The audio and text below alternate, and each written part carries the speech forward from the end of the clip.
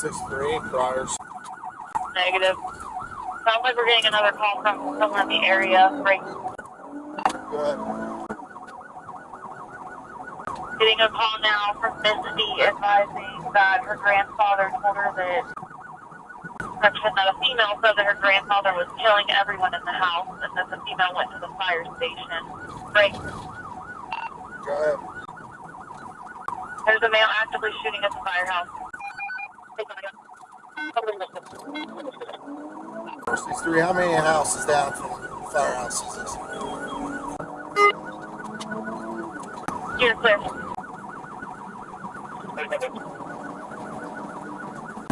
Your supervisors are aware of this. Yes, sir, you copy. 63, what's your ETA? About 5, 6 out. So the fire station has been advised to get inside. Just so everyone's aware, somewhere in the mix there's a 16-year-old female that ran from the original house that was going to the firehouse for help. Not sure where she's at now. Do we have a description of the male?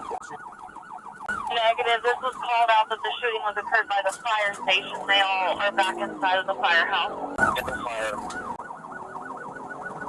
Video is still digital, but the fire department is who told us that shots were fired. 72 to the SO. Male shooting with male white green shirt, blue jeans on the front porch of 1965 Laurel. 63, 72, do you have traffic? Negative.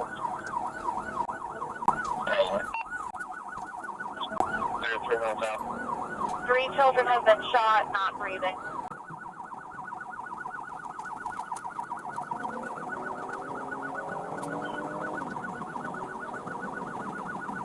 Additional call sounds like the shooter is the father of the children.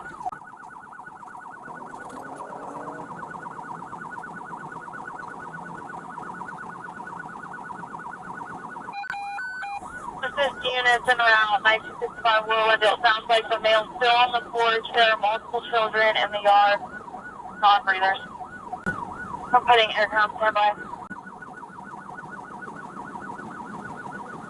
63, information rise, Sulphur 20. It's past Mount Holly School. I can't copy.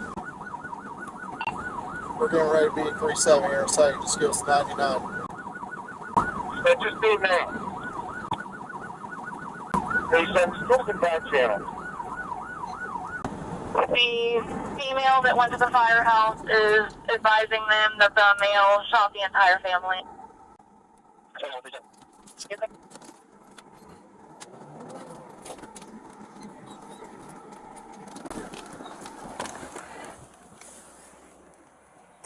Where's he at? He said, shooter's on the porch. Get him right here, right here. You got him on the porch. We've Right here. asked, that's the last place we've been told. You that show me your hands now! Stand up and Walk towards us! Stand up now! Walk towards us! Stand up with your hands up! We got a visual in the mail.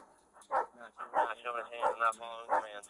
Stand up now! Still not showing hands or calling command. His name is Chad Doerman. Chad Doerman. I know, but we can't. People need first aid and he's not complying. You know he's a shooter, shoot him. We gotta find cover first. We ain't no good if we ain't safe ourselves.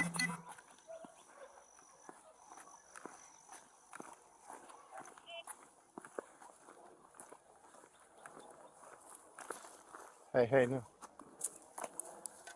We need it coming from this side where we can see them. Don't take cover behind her. We see them. We're going to approach from this side. We got cover.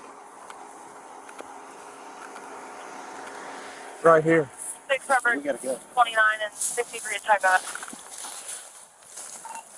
We're not okay right now.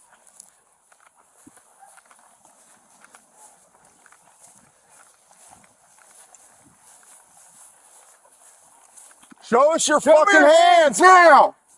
Stand up! Stand up! Stand up! Stand up now! Stand up! Stand the fuck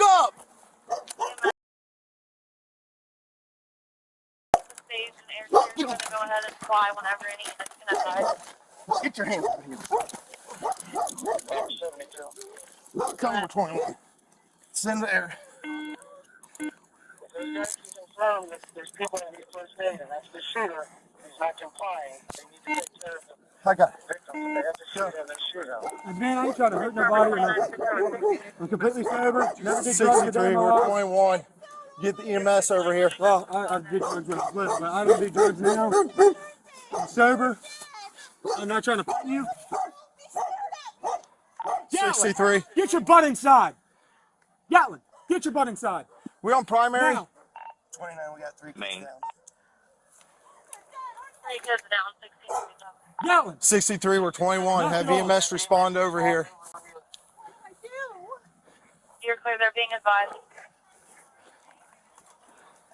Robert 34, just started mass custody response. 63, do you want them to respond to the Laurel Lindale address? Where exactly do you need them? We're right in the front yard.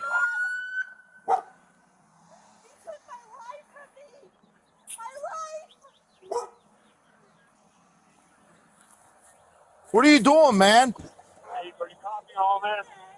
Can I roll over? I ain't gonna hurt you. I ain't gonna hurt nobody. You got anything on you? No, I ain't got nothing, man. Phone, that's it. I ain't mad. I ain't nothing. Just make sure that dog don't come out. I don't think he'll bite you. Just don't reach for him and try to grab him and pet him. All right. He won't bite you. What's going on, man? Nothing. Can I stand up? It's kind of uncomfortable. I'm gonna get I ain't you gonna here do in a nothing. I ain't second. running away. You can do whatever you want with me.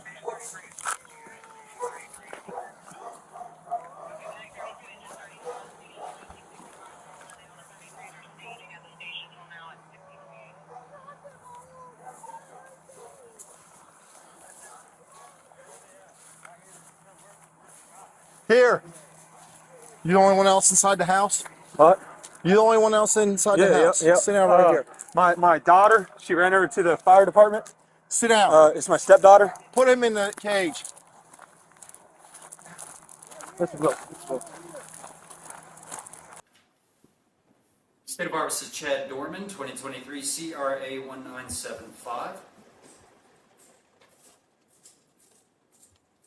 This matter is before the court today for purposes of bond hearing. Mr. Callum, you were here on behalf of Mr. Doerman. Mr. DeCalvi, Mr. Gass on behalf of the state of Ohio. Mr. Callum as the bond. Go ahead, sir. As the bond, Your Honor, he is 32 years old. He lives in Richmond, married, is employed. He indicates that his relatives, Florien Doerman, Todd Frost, and Keith Doerman, may act as co-signers for him. At this time, Your Honor, we would submit to the court that a bond of $75,000 with order conditions would be appropriate. Thank you. Thank you, Mr. DeCalvi. Judge Mark DeCalvi, Claremont County Prosecutor on behalf of the state. At this point, I'm going to let Mr. Gass handle the bond on our behalf. Good morning, Judge. Good morning. Judge, we've got law enforcement with us here today. Our office has been involved. Lots of people from our office have been involved with law enforcement throughout yesterday, afternoon, and evening, all the way through this morning. And the facts I have for you at this point are as follows. The trauma that this man has inflicted on his family, the community, law enforcement, first responders, and all of the rest of us who have any idea what's going on here is unspeakable. There's been a full admission in this case, Judge. The case is still new. We're still discovering facts. But the evil horror of what we know is impossible to process. In an act of just incomprehensible cruelty, the father that stands before you lined up his 3 young boys, and he executed them in his own home with a rifle. They were ages 3, 4, and 7, Judge. In an act of desperation to save her children, the mother at some point grabbed the gun that father was wielding to attempt to protect them. We know that one of the boys was able to flee into a field near the home. And again, we know from his admission, father hunted that boy down, drug him back to the property, and executed him in front of witnesses. The mother was shot through the hand, Judge, I asked the court setting this bond to just begin to imagine their fear. This was the man that every day they woke up looking to for protection, love, guidance in all things. Man they trust more than any other person on earth. The person they rely upon to keep them safe from harm. He was their world, he was their guardian, and he executed them in cold blood. We know that from his admission. By that same admission, Judge, he has committed one of the most monstrous, craven, cowardly acts that will ever be our misfortune to see. To make things even more disturbing, Judge, this was no haphazard act. Again, by his own admission, he planned the events of this day. This did not happen on a whim. He's confessed to what I believe is the worst crime, at least I hope, that I'll see in my lifetime. I hope it's the worst fact pattern that ever comes before this court. Judge, it's important for the court to know, and the bond we're going to request today, for the court to understand, Doerman County deputies, Monroe Township Fire and EMS, and other first responders bravely respond to the scene where they don't know what's going on. They did not know what they're facing, and they come into a scene that no one can ever be prepared for. No law enforcement training, no training of any kind prepares you for this. It's easy to forget that these are men and women with families, children, feelings, emotions. They're not some automaton performing a delegated function. They're people. They were required to give CPR to gunshot children, 3, 4, and 7-year-old children. They held these boys in their arms, knowing there was nothing they could do to save them. How long do those scars last? What day do you wake up from that and you're healed? How do you unsee such an abomination? Bond factors this court needs to consider today are set forth in Criminal Rule 46, nature and circumstance of the crime charged, and specifically whether the defendant used or had access to a weapon, including the seriousness of the offense. It's the most serious offense that we have on the books, Judge. This is it. You can't commit a more serious offense. So the nature of the crime charged is the worst crime that can be charged. Did he have access to a weapon? Yes, obviously he did. The weight of the evidence against the defendant at this point, Judge, we stand here with a full admission of the defendant. That also goes to the confirmation of the defendant's identity, and witnesses on scene did see at least part of what happened. Next, the court is to consider the likelihood this person would return to court if a bond were issued. Again, this is the most heinous crime with the most severe penalty under the law that we present to the grand jury. That alone would be a major factor in discouraging a person from availing himself to this court or any other. And the thought to flee and the likelihood of flight is great in the state's opinion. The danger he poses to the community is a factor that this court can consider, and I think with the facts in front of you, Judge, we can't name a person that poses a greater threat to the community. As his prior record goes, Judge, it is fairly minimal. He was charged with domestic violence in 2010. He is not, to my knowledge, on probation community control. Judge,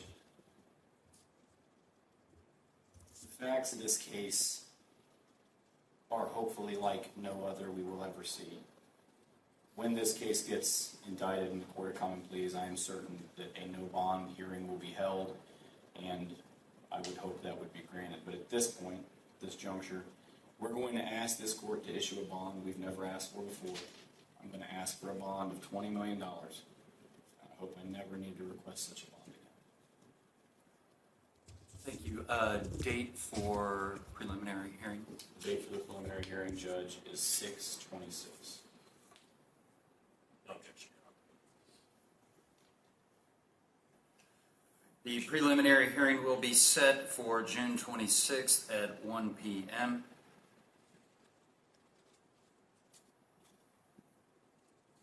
At this point in time, bond's going to be set in the amount of $20 million cash or surety. Anything else at this time, Mr. Gast? No, Judge. Mr.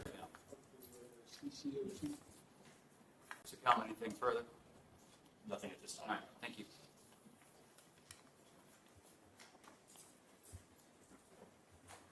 All rise. Court is in recess.